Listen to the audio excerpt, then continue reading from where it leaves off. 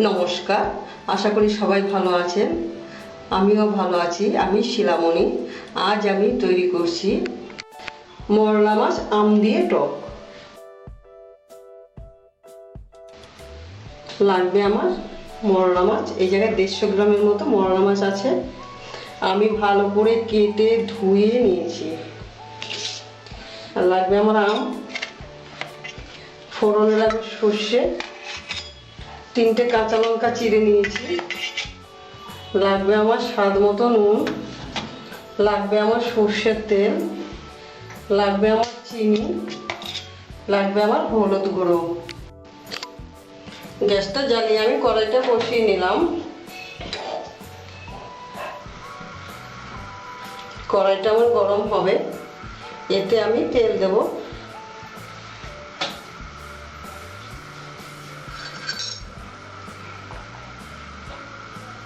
দুই টেবিল চামচ। মাছটা আমি একটা বড় জায়গা নিয়ে নিলাম, দিয়ে এতে আমি নুন দেব, নুন হলুদ মেখে নিচ্ছি। তেলটা আমার গরম হয়েছে, আমি এবার মাছগুলো ছেড়ে দেবো।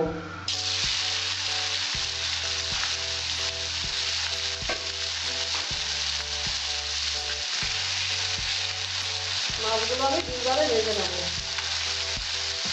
আমার মাছগুলো 1 পিঠ হয়েছে, আমি মাছগুলো উল্টে দিচ্ছি।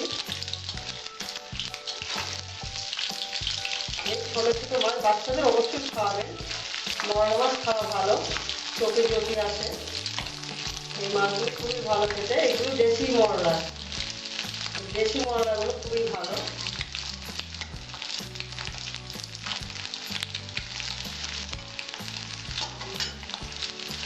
আস্তে একটু আমি বাড়িয়ে দেবো। আমার মাছগুলো ভাজা হয়েছে, আমি এবার তুলে নিচ্ছি মাছগুলো। এরকম ভাবে আর কটা মাছ আছে একইভাবে ভেজে নেব।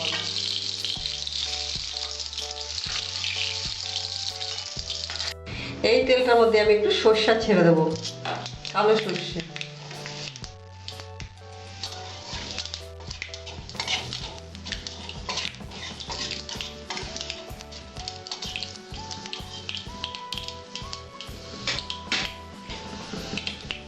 এতে আমটাও ছেড়ে দেবো, কাঁচা লঙ্কা ছেড়ে দেবো,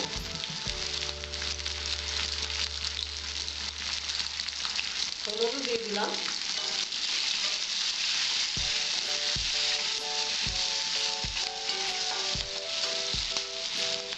স্বাদ মতো নুন দিলাম।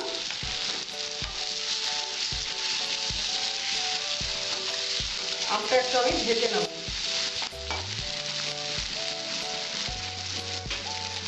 আমার আমটা লাল লাল করে ভেজে নিয়েছি, এবার আমি জল দেবো। 2 কাপের মতো জল দিয়েছি।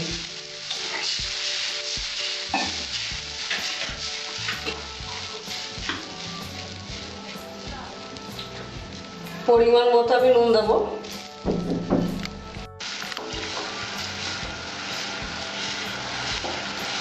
এই যে মাছের টকটা আমি রান্না করেছি, এই মাছের টকটা গরমের জন্য খুবই উপকারী। এই মাছের টকটা রান্না করে খাবেন, খেয়ে আমাকে অবশ্যই জানাবেন কেমন লাগলো। আমি আবার নতুন রেসিপি করব।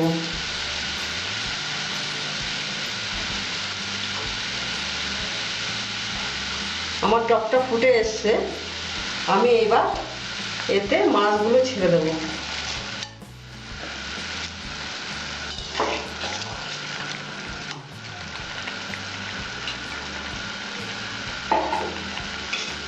এক চা চামচ চিনি দিয়ে দিচ্ছি।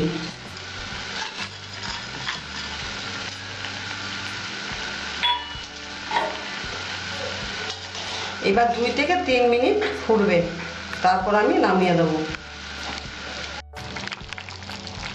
দেখুন আমার আম দিয়ে মরলা মাছের টক তৈরি হয়েছে। এবার আমি নামিয়ে দেব।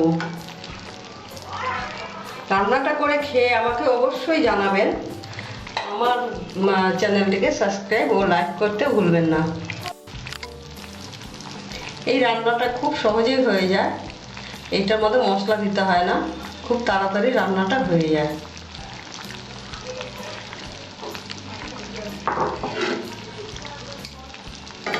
গ্যাসটা আমি অফ করে দিচ্ছি।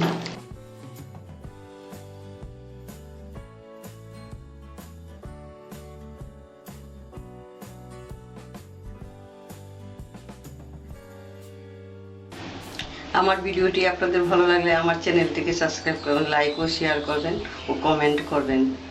আমার ভিডিওটি দেখার জন্য আপনাদের ধন্যবাদ।